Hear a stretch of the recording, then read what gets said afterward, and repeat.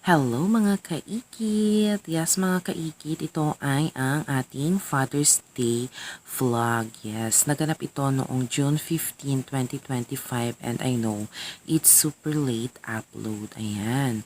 So itong mga kaganapan namin noong Father's Day.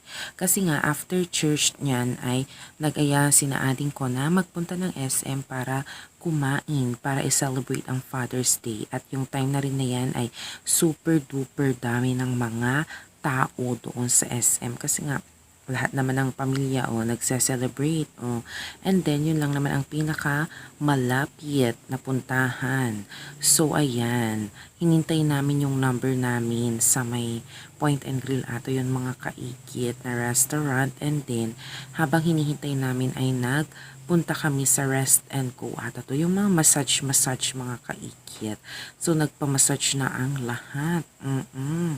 Ayan. So family Kinemeron Chi, family bonding na rin yan. So yan. Ewan ko kung anong mga pinagsasabi-sabi ko dyan mga kaikit. But anyway, super duper ganda ko dyan and clear skin. Just sharing mga kaikit. Ayan, so that's it mga kaikit ang aming family vlog. Hello guys! So nagpapamasahe sila Kuya Greng, si Dade, si Kuya Badong, si Kuya Waweng, si Mami at saka si Ate and me!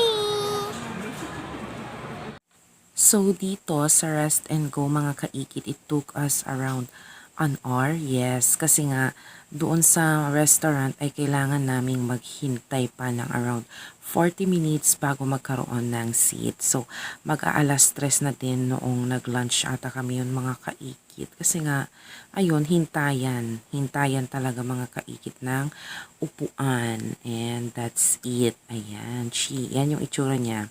Second floor. So habang naghihintay kami mga kaikit ay video ko silang dalawa, aking momshi and popshi.